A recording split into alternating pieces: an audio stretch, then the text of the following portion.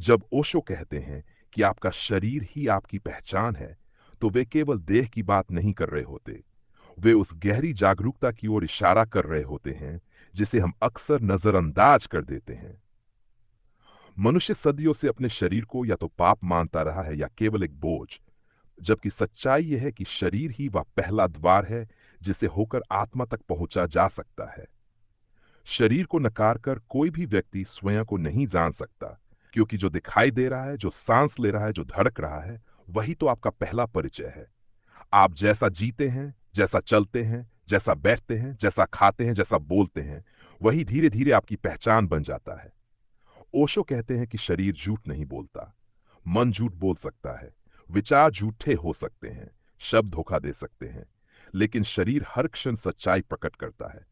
आपका तनाव, आपका डर, आपका प्रेम, आपकी घबराहट, आपकी शांति, सब कुछ शरीर में साफ दिखाई देता है।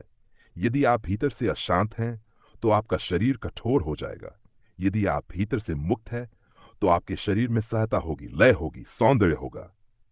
इसीलिए उस शरीर को साधना कहते हैं, क्योंकि शरीर के माध्यम से ही आप भीतर की अवस्था को समझ सकते हैं। मनुष्य ने एक बड़ी भूल ये की है कि उसने शरीर और आत्मा को अलग अलग मान लिया। उसने सोचा कि शरीर नीचे है और आत्मा ऊपर है। ओशो इस विभाजन को तोड़ते हैं। वे कहते हैं कि शरीर और आत्मा अलग नहीं है, वे एक ही ऊर्जा के दो रूप हैं। जैसे बर्फ और पानी अलग अलग नहीं है, वैसे ही शरीर और चेतना अलग नहीं है। जब आप अपने शरीर का सम्मान करते हैं, तब आप अनजाने में अपनी आत्मा का भी सम्मान करने लगते हैं। जब आप शरीर के प्रति हिंसक होते हैं, अत्यधिक नियंत्रण, जबरदस्ती, दमन, तो आप अपनी आत्मा के प्रति भी हिंसक हो जाते हैं। देखिए, आप किस तरह का जीवन जीते हैं। क्या आप अपने शरीर की सुनते हैं या केवल समाज की सुनते हैं? जब शरीर थका होता है और आप फिर भी उसे घसीटते रहते हैं, तो आप धीरे धीरे अपनी पहचान खोने लगते हैं। जब शरीर रो रहा होता है और आप मुस्कान का मुखौटा पहन लेते हैं, तो आप भीतर से टूटने लगते हैं। ओशो कहते हैं, प्रामाणिक बनो। आपका शरीर आपको हर क्षण संकेत देता है, कब रुकना है, कब चलना है, कब बोलना है, कब मौन होना है। जो व्यक्ति शरीर की भाषा समझ लेता है, उसे जीवन किसी ग्रंथ की तरह खुलने लगता है। आपका उठना बैठना, आपका पहनावा, आपकी आंखों की चमक, आपकी चाल, ये सब आपकी पहचान के शब्द हैं। आप कुछ भी न बोले, फिर भी आपका शरीर बोलता रहता है। इसलिए ओशो कहते हैं कि शरीर को सजाओ नहीं, उसे जगाओ। सजावट बाहर की होती है, जागरूकता भीतर की। जब आप जागरूक होते हैं, तो शरीर अपने आप सुंदर हो जाता है। वह सुंदरता किसी बाजार से नहीं आती, वह भीतर की शांति से आती है। मनुष्य अक्सर अपने शरीर से लड़ता है। कोई भूख को दबाता है, कोई नींद को, कोई कामुकता को, कोई भावनाओं को। ओशो कहते हैं, ये युद्ध आत्मघाती है। जिस शरीर से आप लड़ रहे हैं, वही तो आप हैं। जब आप शरीर को स्वीकार करते हैं, तब संघर्ष समाप्त होता है और यात्रा शुरू होती है। स्वीकार का अर्थ भोग नहीं है, स्वीकार का अर्थ समझ है। समझ के साथ जिया गया शरीर आपको कभी नीचे नहीं गिराता, वह आपको ऊपर उठाता है। ध्यान भी शरीर से ही शुरू होता है। सांस को देखना, धड़कन को महसूस करना, बैठने की मुद्रा में सजग रहना, ये सब शरीर के द्वार हैं। जो व्यक्ति शरीर से कट गया है, वह ध्यान में भी केवल कल्पनाएं ही करेगा। ओशो कहते हैं, पहले शरीर में आओ, तभी आत्मा में जाओगे।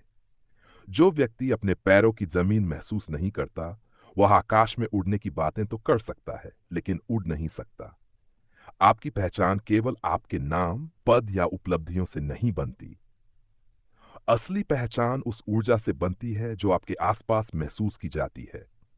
कोई कमरे में आता है और बिना कुछ कहे शांति फैल जाती है। कोई आता है और बेचैनी। यह सब शरीर के माध्यम से होता है। शरीर ऊर्जा का मंदिर है। जैसा मंदिर होगा, वैसी ही पूजा होगी। ओशो कहते हैं कि जो व्यक्ति अपने शरीर से प्रेम करना सीख लेता है, वह स्वयं से प्रेम करना सीख जाता है। और जो स्वयं से प्रेम करता है, वह दूसरों को नुकसान नहीं पहुंचा सकता। समाज में जितनी हिंसा है, जितना दुख है, उसका एक बड़ा कारण शरीर के प्रति घृणा है। लोगों को सिखाया गया कि शरीर गलत है, इच्छाएं गलत है, संवेदनाएं गलत हैं। इस गलत शिक्षा ने मनुष्य को जड़ बना दिया है। जब आप अपने शरीर को मित्र की तरह देखते हैं, तब जीवन बोझ नहीं रहता। तब हर सांस उत्सव बन जाती है। तब चलना ध्यान बन जाता है, खाना ध्यान बन जाता है, सोना ध्यान बन जाता है। ओशो कहते हैं, यही सच्चा धर्म है, जीवन को पूरी सजगता से जीना। और जीवन की शुरुआत शरीर से ही होती है। इसलिए याद रखिए, आपका शरीर कोई साधारण वस्तु नहीं है। ये आपकी जीवित आत्मकथा है। इसमें आपका अतीत लिखा है, आपका वर्तमान धड़क रहा है और आपका भविष्य आकार ले रहा है। आप अपने शरीर के साथ जैसा व्यवहार करेंगे, जीवन भी आपके साथ वैसा ही व्यवहार करेगा। शरीर को सुना, समझा और सम्मान दिया तो पहचान स्पष्ट हो जाएगी। शरीर को दबाया, नकारा और अनदेखा किया तो पहचान धुंधली हो जाएगी। ओशो का संदेश बहुत सीधा है लेकिन बहुत क्रांतिकारी भी। अपने शरीर में उतरिए, वहीं से जागरण शुरू होता है। आपका शरीर ही आपका पहला सत्य है और अंततः वही आपकी पहचान है।